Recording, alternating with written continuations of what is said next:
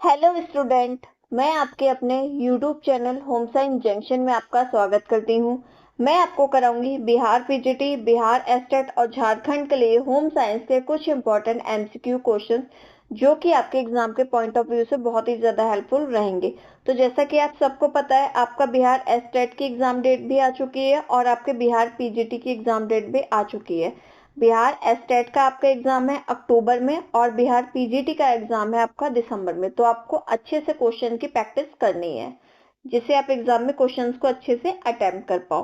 तो हम आज की क्लास स्टार्ट करते हैं। आज की क्लास में हमारा फर्स्ट क्वेश्चन है, पूछा हुआ है आप लोगों से, अपोषणीय घटक। क्या पूछा है? अपोषणीय पदार्थ जो भोज्य पदार्थों में उद्देश्य पूर्ण ढंग से मिलाए जाते हैं उन्हें क्या कहते हैं? ऑप्शन दिए हुए हैं। फर्स्ट ऑप्शन है फूड एडिटिव, सेकंड ऑप्शन है आपका फूड सप्लीमेंट, थर्ड ऑप्शन है fermented food and last option है फोर्टिफाइड फूड। तो आपको ये बताना है कि आपका राइट आंसर क्या हो जाएगा।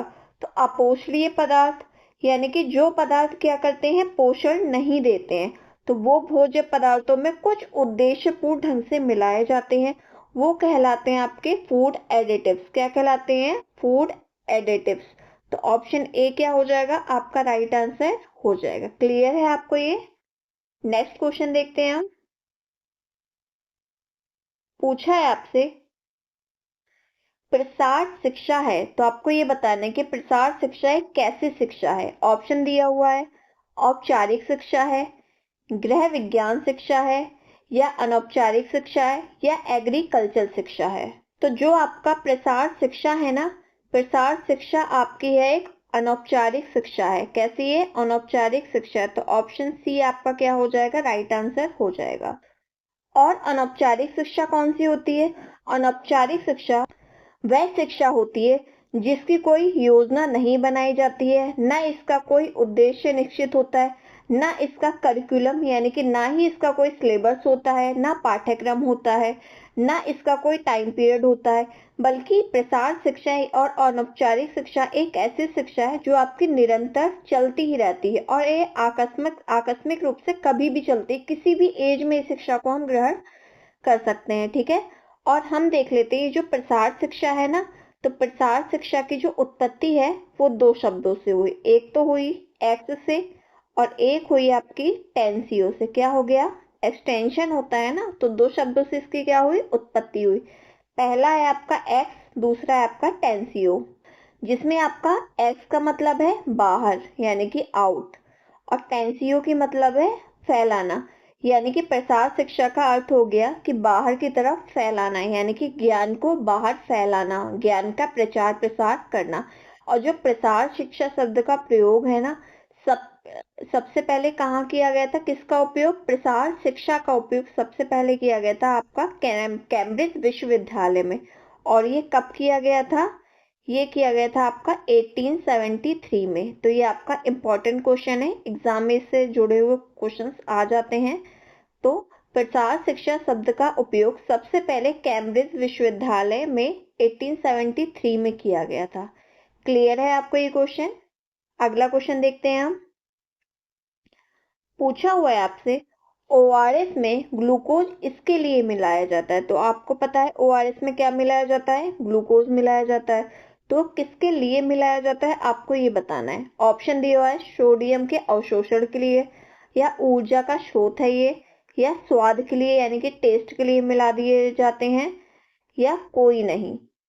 तो इसमें राइट आंसर क्या हो जाएगा आपको ये बताना। तो जो आपका ओआरएस होता है ना, तो ओआरएस में ग्लूकोज हम ऊर्जा के स्रोत के लिए मिलाते हैं, यानी कि क्या हो जाएगा आपका? Source of energy. तो ऑप्शन बी क्या हो गया? आपका राइट आंसर हो गया। क्लियर है आपको ये क्वेश्चन? अगला क्वेश्चन देखते हैं हम। पूछा हुआ है आप लोगों से, विद्युत तापीय उपकरणों में थर्मोस्टेट का, तो इसमें आपको राइट ऑप्शन बताने हैं कि राइट ऑप्शन क्या हो जाएंगे। ऑप्शन दिए हुए हैं, ऊष्मा संचरण, ताप सम्मोहन, ऊष्मा नियंत्रण, और इनमें से कोई नहीं। तो इसमें राइट आंसर क्या हो जाएगा आपको ये बताना है। तो जो विद्युत तापीय उपकरणों में थर्मोस्टेट का कार्य होता है ना, वो होता है ऊष्मा का नियंत्रण करने के लिए। तो ऑप्शन सी क्या हो जाएगा? आपका राइट आंसर हो जाएगा। और जो ये थर्मोस्टेट है ना, ये ग्रीक शब्द से बना हुआ है। किससे? ग्रीक भाषा के शब्द से बना हुआ है, जिसमें आपका जो क्या है, थर्मो है। क्या है आपका? जिसमें ये जो आपका थर्मो है ना, थर्मो का मतलब होता है गरम, और ये जो आपका स्टैटो है, स्टैटो का मतलब होगा आपका एक नियत से लिया गया है। क्लियर है आपको? नेक्स्ट क्वेश्चन देखते हैं हम अपना।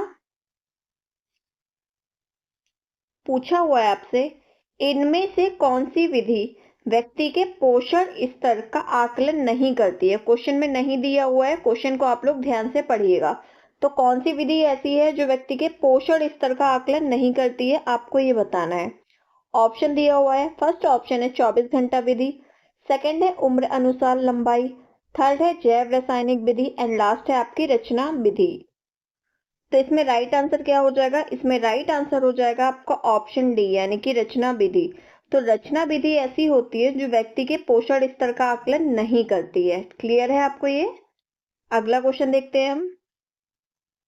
पूछा हुआ है, ऊनी वस्त्रों में सिलवट प्रतिरोधक का कारण है। तो ऊनी वस्त्रों में सिलवट प्रतिरोधक का क्या कारण है, आपको ये बताना है। ऑप्शन दिए हुए हैं, अच्छा लचीलापन होता है, या अच्छी प्रतिस्पंदता होती है, या दोनों में से कोई भी नहीं है, या एवा भी दोनों।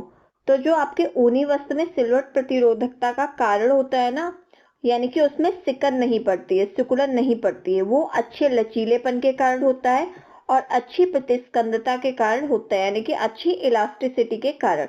तो इसमें राइट आंसर क्या हो जाएगा आपका? ऑप्शन डी हो जाएगा, यानी कि ए व बी दोनों। क्लियर है आपको ये? और ये हम चेक कैसे करते हैं?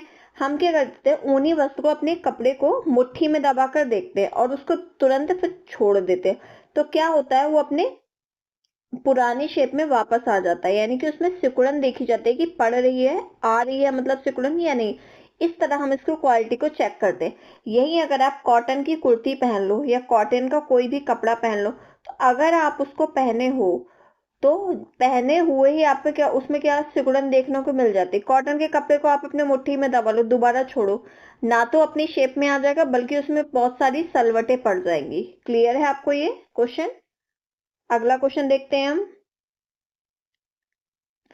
पूछा हुआ है आप लोगों से, ग्लाइकोप्रोटीन कार्बोहाइड्रेट के एक चर संगठन सहित जैव रासायनिक दृष्टि से महत्वपूर्ण यौगिका का समूह कौन सा है, यानी कि महत्वपूर्ण यौगिकों का समूह कौन सा है? ऑप्शन दिए हुए हैं। फर्स्ट ऑप्शन है इसमें 1 से 70%, सेकंड है 1 से 80%, थर्ड है 1 से 90%, एंड लास्ट है 1 से 100%। तो ग्लाइकोप्रोटीन कार्बोहाइड्रेट के एक चर संगठन सहित जैव रासायनिक दृष्टि से महत्वपूर्ण यौगिकों का जो समूह होता है ना, वो होता है 1 से 80%। तो ऑप्शन बी क्या हो जाएगा आपका? राइट आंसर हो जाएगा। ये आपका नंबर वाला क्वेश्चन है, आपको बस जस्ट इसको लर्न कर लेना है, यानी कि रट्टाफिकेशन कर लेना है आपको इस क्वेश्चन का। ठीक है, कि क्या आएगा इसमें? 1 से 80% आएगा आपका। अगला क्वेश्चन देखते हैं हम। पूछा हुआ है आपसे, मस्तिष्क के लिए ऊर्जा का मुख्य स्रोत क्या होता है? किसके लिए? मस्तिष्क के लिए ऊर्जा का मुख्य स्रोत क्या है? ऑप्शन दिए हुए हैं, ग्लूकोज है, प्रोटीन है, वसा है, या विटामिन है। तो इसमें राइट आंसर क्या हो जाएगा, आपको ये बताना है। तो इसमें आपका राइट आंसर हो जाएगा ऑप्शन बी, यानी कि प्रोटीन। बहुत से स्टूडेंट को इसका ग्लूकोज आंसर सही लग रहा होगा, बल्कि इसका ग्लूकोज आंसर गलत है। इसमें क्वेश्चन में पूछा है किसके लिए? मस्तिष्क के लिए, यानी कि ब्रेन के लिए। तो मस्तिष्क यानी कि ब्रेन के लिए ऊर्जा का मुख्य स्रोत हमारा प्रोटीन होता है। तो ऑप्शन बी इस हिसाब से हमारा क्या है? राइट आंसर है। और प्रोटीन का कार्य क्या होता है? प्रोटीन का कार्य होता है हमारे शरीर के अंदर जो भी टिश्यू होते हैं, सेल्स होते हैं, उनकी टूट फूट होती है, तो उसकी निरंतर मरम्मत करना। ये किसका काम है? ये प्रोटीन का कार्य होता है। नेक्स्ट क्वेश्चन देखते हैं हम।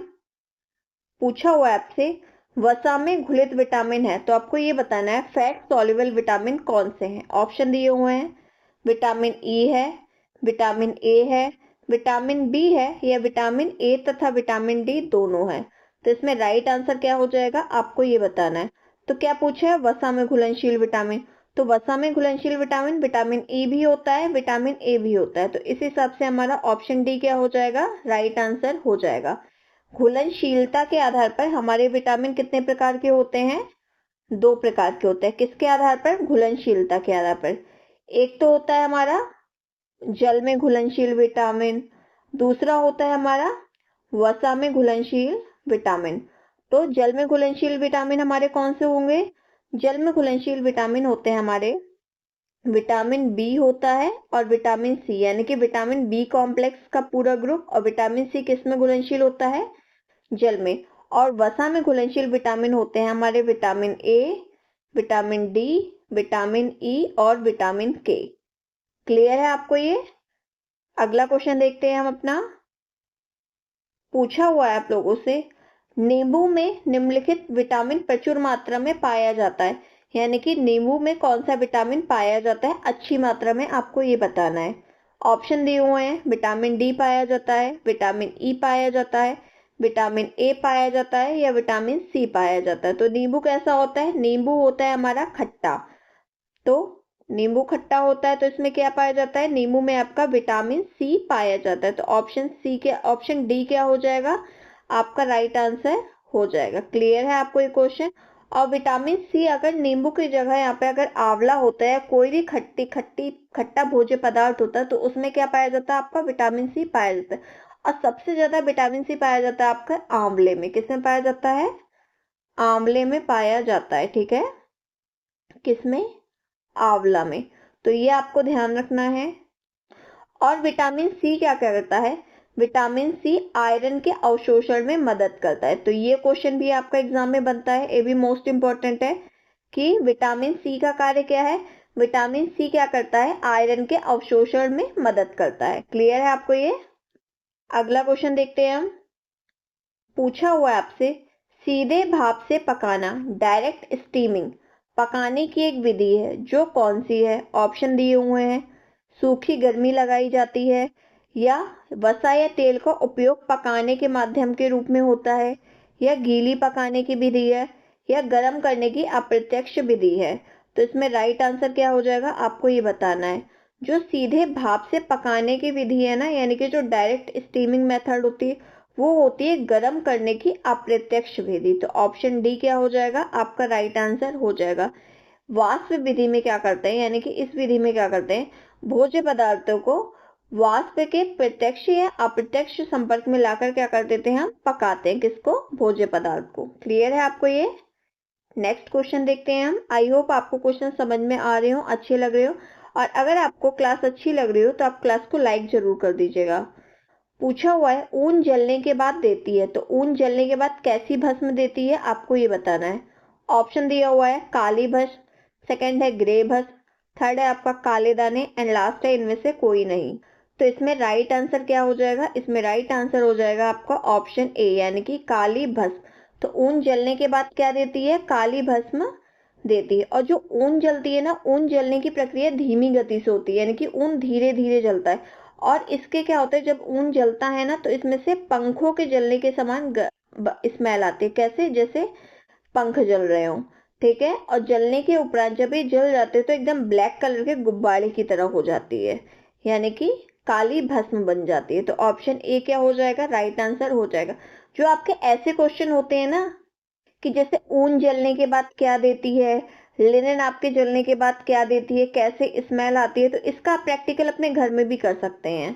ऊन का छोटा सा टुकड़ा आप जला के देख लो, ऑटोमेटिक पता चल जाएगा कैसी भस्म बनती है और कैसी स्मेल आती है। तो आप लोग इसका प्रैक्टिकल भी करके देखिएगा। नेक्स्ट क्वेश्चन देखते हैं हम। पूछा हुआ है आपसे, पोषक तत्वों का धारण अधिक होता है, यानी कि पोषक तत्वों का धारण कैसे अधिक होता है, आपको ये बताना है। दबाव द्वारा खाना पकाने में, यानी कि प्रेशर कुकिंग से खाना पकाने में, या भूनने से, या उबालने से, या तलने से। तो आपको इसमें राइट आंसर बताना है कि राइट आंसर क्या हो जाएगा। तो जो पोषक तत्वों का धारण होता है ना, यानी कि पोषक तत्व भोज्य पदार्थ पकाने के दौरान कम नष्ट होते हैं, तो वो होता है आपका उबालने से। कैसा होता है? आपका उबालने की विधि द्वारा जो आपका भोज्य पदार्थ है वो कम नष्ट होते हैं। तो ऑप्शन सी क्या हो जाएगा? आपका राइट आंसर हो जाएगा। क्या होगा? ऑप्शन सी, यानी कि उबालने से आपका राइट आंसर हो जाएगा। अगला क्वेश्चन देखते हैं हम। पूछा हुआ है, ऊर्जा मापने की अंतरराष्ट्रीय इकाई है। तो आपको ये बताना है ऊर्जा मापने की अंतरराष्ट्रीय इकाई कौन सी है। ऑप्शन दिए हैं जूल है, किलो कैलोरी है, किलो जूल है या कैलोरी है। तो इसमें राइट आंसर क्या हो जाएगा, जो ऊर्जा मापने की कौन सी अंतरराष्ट्रीय इकाई होती है ना, वो हो जाएगी आपकी कौन सी, जूल। तो ऑप्शन ए क्या हो जाएगा, आपका राइट आंसर हो जाएगा। नेक्स्ट क्वेश्चन देखते हैं हम। पूछा हुआ है आप लोगों से, प्रसार शिक्षा का प्रथम चरण है, तो आपको ये बताना है प्रसार शिक्षा का प्रथम चरण क्या हो जाएगा। ऑप्शन दिए हुए हैं, फर्स्ट ऑप्शन है ध्यानाकर्षण, सेकंड है रुचि, थर्ड है संतुष्टि एंड लास्ट है इसका इच्छा। तो इसका जो प्रसार शिक्षा का प्रथम चरण हो जाएगा ना, वो हो जाएगा ध्यानाकर्षण यानी कि अटेंशन। तो ऑप्शन ए क्या हो जाएगा, राइट आंसर हो जाएगा। इस क्वेश्चन में आपसे पहला चरण पूछ सकता है, हो सकता है अगले क्वेश्चन में एग्जाम में आपके दूसरा चरण या चौथा या कोई और चरण पूछ ले। तो हम इसके स्टेप देख लेते हैं। तो प्रसार शिक्षा के टोटल जो स्टेप होते हैं ना, वो होते हैं 8 स्टेप। कितने, 8 स्टेप होते हैं। तो हम उन 8 स्टेप को देख लेते हैं। जो इसमें पहला होता है, तो फर्स्ट होता है आपका अटेंशन। इसका जो निमोनिक होता है ना, इसका निमोनिक होता है एडकास के नाम से। कैसा होता है, एडकास के नाम से, यानी कि AIDCASE, ठीक है। जो इसमें पहला हो जाएगा, फर्स्ट होता है आपका अटेंशन। क्या होता है, अटेंशन हो जाएगा, यानी कि ध्यान आकर्षण। जो आपका सेकंड होता है, वो होता है आपका इंटरेस्ट। क्या होता है, इंटरेस्ट हो जाता है। और ये सारे सीक्वेंस से ही आते हैं, ऐसा नहीं है कि इनका आप सीक्वेंस अलग अलग कर सकते हो। थर्ड है आपका डिजायर यानी कि इच्छा। क्या हो जाएगा, थर्ड हो जाएगा आपका डिजायर यानी कि इच्छा। जो फोर्थ हो जाएगा, फोर्थ हो जाएगा आपका विश्वास यानी कि कॉन्विकेशन। क्या हो जाएगा, कॉन्विकेशन। ठीक है, क्लियर है आपको ये। और ये सारे कैसे याद करने हैं, आपको क्रम से याद करने हैं। और जो आपका फिफ्थ है, फिफ्थ हो जाएगा आपका नॉलेज। क्या हो जाएगा, नॉलेज हो जाएगा, ठीक है। और जो सिक्स है, सिक्स हो जाएगा आपका एक्शन। क्या हो जाएगा, एक्शन यानी कि क्रिया। सेवेंथ हो जाएगा आपका सेटिस्फैक्शन यानी कि संतुष्टि। क्या हो जाएगा आपका, सेटिस्फैक्शन यानी कि संतुष्टि। और ये आपका लास्ट है अंतिम चरण जिसको हम बोलते हैं, ये हो जाएगा मूल्यांकन यानी कि इवेल्युएशन। क्या हो जाएगा आपका, इवेल्युएशन हो जाएगा। तो इसको हम न्यूमेरिक से याद कर सकते हैं। न्यूमेरिक में क्या आ जाएगा, पहला है आपका क्या, AIDCASE,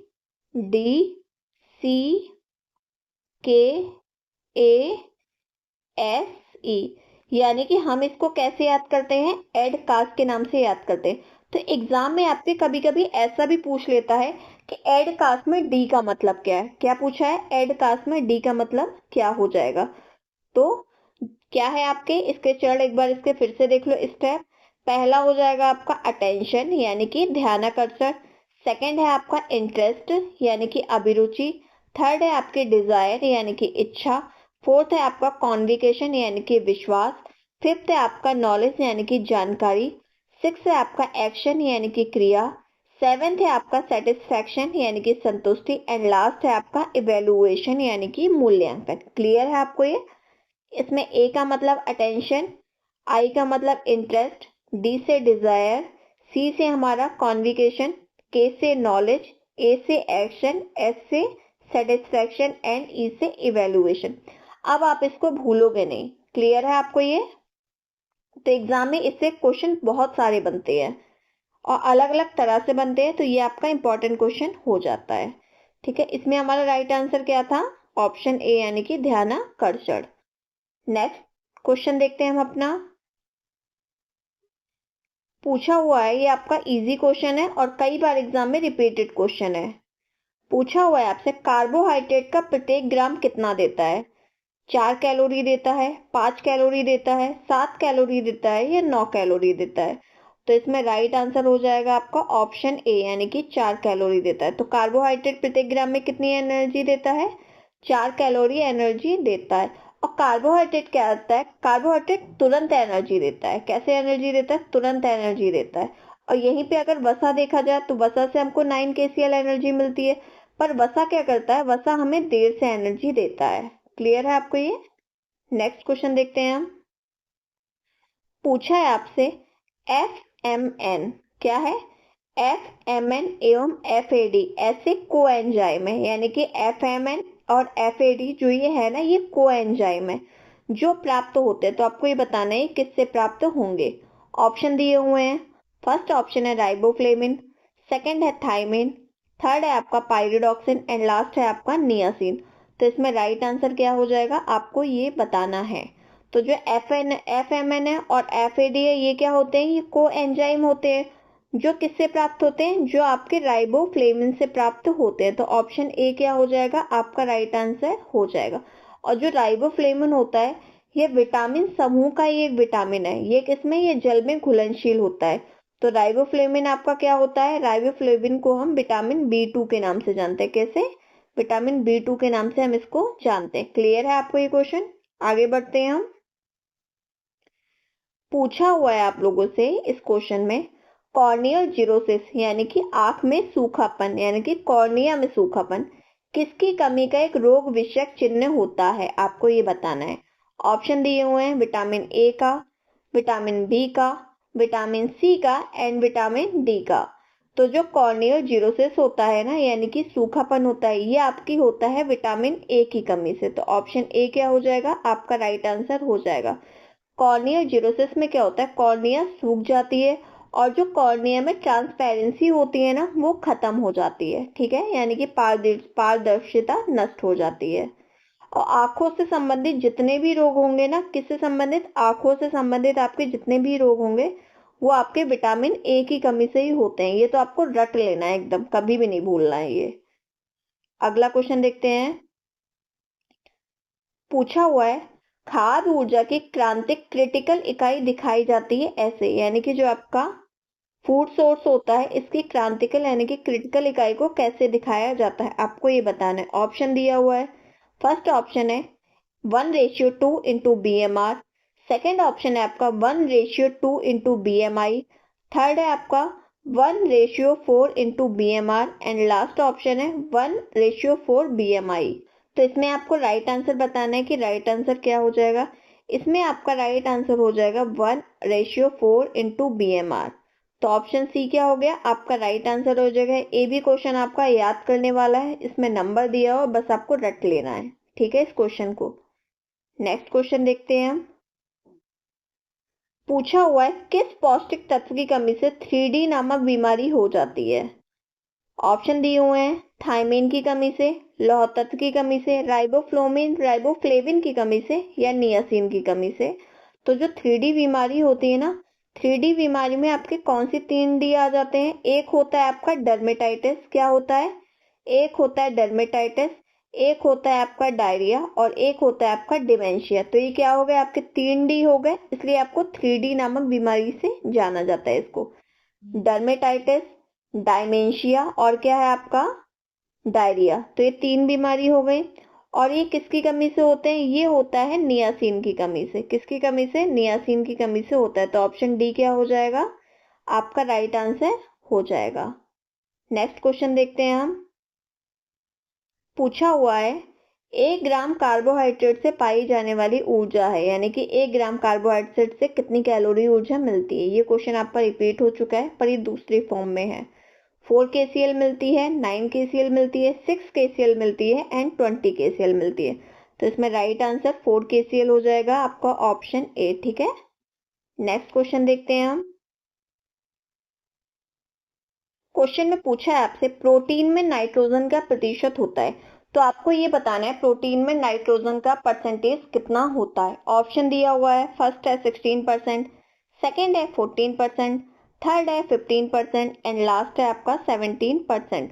तो प्रोटीन में जो नाइट्रोजन का परसेंटेज होता है ना, वो होता है आपका कितना परसेंट, वो होता है आपका 15%। तो ऑप्शन सी क्या हो जाएगा, आपका राइट आंसर हो जाएगा। और जो प्रोटीन शब्द है ये आपका ग्रीक भाषा से लिया हुआ है। किससे, ग्रीक भाषा का शब्द है आपका, जिसका भाषा का किससे लिया गया है, ये आपका लिया गया है प्रोटियास से। किससे लिया गया है, प्रोटीओस या प्रोटियास कहते हैं इसको, प्रोटियोस से लिया गया है, जिसका अर्थ क्या होता है, प्रथम स्थान पाने वाला तत्व। क्या होता है, प्रथम स्थान पाने वाला तत्व, और ये प्रोटीन की खोज की थी सन 1838 में। किसमें? 1838 में किसने की थी? वर्जीलियस ने की थी। ठीक है, किसने की थी? वर्जीलियस ने की थी। और जो प्रोटीन होता है ना, प्रोटीन एक जटिल कोलाइड होता है। जटिल कोलाइड यानी कि जटिल संरचना वाला कार्बनिक नाइट्रोजन युक्त पदार्थ होता है। क्लियर है आपको ये? नेक्स्ट क्वेश्चन देखते हैं हम। पूछा है पाश्चीकरण मुख्यतः किया जाता है, यानी कि जो पॉस्चराइजेशन की प्रक्रिया होती है ये किस लिए किया जाता है? ऑप्शन दिए हुआ है। फर्स्ट ऑप्शन है आपका सभी सूक्ष्म जीवाणुओं को नष्ट करने के लिए। सेकंड ऑप्शन है रोग पैदा करने वाले सूक्ष्म जीवाणुओं को नष्ट करने के लिए। थर्ड ऑप्शन है एंजाइम को निष्क्रिय करने के लिए। एंड लास्ट ऑप्शन है अशुद्धियों को निकालने के लिए। तो जो पॉस्चराइजेशन का प्रोसेस होता है ना, ये किया जाता है रोग पैदा करने वाले सूक्ष्म जीवाणुओं को नष्ट करने के लिए। तो ऑप्शन बी क्या हो जाएगा? आपका राइट आंसर हो जाएगा। क्लियर है आपको ये? नेक्स्ट क्वेश्चन देखते हैं हम। पूछा हुआ है हीमोग्लोबिन किस प्रकार का प्रोटीन है? तो जो हीमोग्लोबिन होता है वो किस प्रकार का प्रोटीन है? एक क्वेश्चन आपका तो ये क्लियर हो गया कि हीमोग्लोबिन क्या है। हीमोग्लोबिन एक प्रोटीन है। क्या है? एक प्रोटीन है। तो ये किस प्रकार का प्रोटीन है, अब आपको ये बताना है। ऑप्शन दिया हुआ है वनस्पति प्रोटीन है, साधारण प्रोटीन है, संयुक्त प्रोटीन है, या व्युत्पन्न प्रोटीन है। तो इसमें राइट आंसर बताना है कि राइट आंसर क्या हो जाएगा। तो जो हीमोग्लोबिन है ना, हीमोग्लोबिन आपका एक संयुक्त प्रोटीन है। कैसा है? आपका एक संयुक्त प्रोटीन है। तो ऑप्शन सी क्या हो जाएगा? आपका राइट आंसर हो जाएगा। संयुक्त प्रोटीन इसमें क्या होता है? जिसमें ग्लोबिन होता है। क्या होता है? ग्लोबिन और लौह यानी कि आयरन नामक प्रोटीन होता है। कैसा? आयरन नामक प्रोटीन होता है। क्लियर है आपको ये? नेक्स्ट क्वेश्चन देखते हैं हम। पूछा है इस क्वेश्चन में आपसे निम्न खाद्य पदार्थों में प्रोटीन की गुणवत्ता बढ़ाने के लिए प्रोटीन संपूरक कार्य के सिद्धांत का उपयोग होता है। कैसे होता है आपको ये बताना है। यानी कि क्या करना है हमको? प्रोटीन की क्वालिटी को इनहेंस करना है, बढ़ाना है प्रोटीन की क्वालिटी को। तो हम कैसे बढ़ाएंगे? फर्स्ट ऑप्शन है दाल, सेकंड है मिस्सी रोटी, थर्ड है आपका चावल, एंड लास्ट है आपका खीर। तो इसमें राइट आंसर देख लेते हैं हम कि पहले तो राइट आंसर क्या हो जाएगा। इसमें राइट आंसर हो जाएगा हमारा ऑप्शन बी यानी कि मिस्सी रोटी। मिस्सी रोटी आपकी किसको मिक्स करके बनती है? इसमें एक तो अनाज होता है आपका, अनाज में क्या आ जाएगा आपका? गेहूं का आटा। किसका? गेहूं का आटा ले लिया जाता है। और दूसरा इसमें लिया जाता है चने की दाल। क्या लिया जाता है आपका? चने की दाल यानी कि बेसन लिया जाता है। चने की दाल ली जाती है यानी कि बेसन लिया जाता है, तभी तो उसकी मिस्सी रोटी बनेगी। बेसन को मतलब चने की दाल को पीस कर ही क्या बनेगा? आपकी मिस्सी रोटी बनेगी। तो इसमें क्या हो गया? इसमें आपका अनाज में आटा आ गया और बेसन मिल गया। तो ये क्या हो गया? और बेसन किससे बनती है? आपकी चने की दाल से, यानी कि दाल से क्या बना? हमारा बेसन मिला। तो दाल में हमारा क्या होता है? लाइसिन होता है। दाल में होता है हमारा लाइसिन, और अनाज में होता है हमारे यानी कि गेहूं में क्या हो जाएगा? मेथायोनिन प्रचुर मात्रा में होगा। तो क्या हो गया? हमको अनाज से क्या मिल गया? अनाज से हमको मिल गया मेथायोनिन, और दाल से हमको मिल गया यानी कि बेसन से हमको मिल गया लाइसिन। तो ये क्या हो गया? ये दोनों मिल गए, और जब ये दोनों मिल गए तो प्रोटीन की क्वालिटी अपने आप ही क्या हो जाएगी? इंक्रीज हो जाएगी। क्लियर है आपको ये? तो इस हिसाब से हमारी मिस्सी रोटी क्या हो गई? राइट आंसर हो जाएगा। नेक्स्ट क्वेश्चन देखते हैं हम अपना। पूछा हुआ है एक मोटे व्यक्ति को खाने में कम प्रयोग करना चाहिए। तो एक मोटे व्यक्ति को खाने में किसका कम प्रयोग करना चाहिए? आपको ये बताना है। वसा का कम करना चाहिए, प्रोटीन का कम करना चाहिए, कार्बोहाइड्रेट का कम करना चाहिए, या विटामिन का कम करना चाहिए। तो मोटे व्यक्ति को खाने में कार्बोहाइड्रेट का प्रयोग कम करना चाहिए, या वसा का करना चाहिए, या प्रोटीन का, या विटामिन का। तो राइट आंसर क्या हो जाएगा इसमें? इसमें राइट आंसर हो जाएगा आपका ऑप्शन ए यानी कि वसा का प्रयोग क्या करना चाहिए? कम करना चाहिए। एक मोटे व्यक्ति को क्या करना चाहिए? फैट कंज्यूम कम करना चाहिए, या ना के बराबर करना चाहिए। अगर क्या होगा? ज्यादा फैट कंज्यूम करेंगे, अत्यधिक वसा को लेंगे, तो क्या हो जाएगा? इससे मोटापा हो जाएगा। हमारे त्वचा में यानी कि स्किन में, आहार नाल के ऊपर आपके जो फैटी टिश्यू होते हैं ना, वो संचित हो जाएंगे, और इससे क्या होगा? पेट निकल आएगा और वजन बढ़ने लगेगा। क्लियर है आपको ये? नेक्स्ट क्वेश्चन देखते हैं। पूछा है आपसे शरीर में बीटा कैरोटीन का रूपांतरण रेटिनॉल में किस इंद्रिय द्वारा होता है? एक क्वेश्चन तो आपका इस क्वेश्चन के अंदर ही छुपा हुआ है। शरीर में जो बीटा कैरोटीन का रूपांतरण होता है ना, वो किसके द्वारा होता है? रेटिनॉल के द्वारा होता है। किसके द्वारा? तो शरीर में बीटा कैरोटीन का रूपांतरण रेटिनॉल में होता है, रेटिनॉल के उसमें होता है। और किस इंद्रिय द्वारा होता है? तो आपको इंद्रिय बताने है कि किस इंद्रिय द्वारा होगा। यकृत के द्वारा होगा, अग्नाशय के द्वारा होगा, या आपका दूध और सब्जियों का देर तक पकने के कारण होगा, या दूध और अनाज को देर तक पकाने के कारण होगा।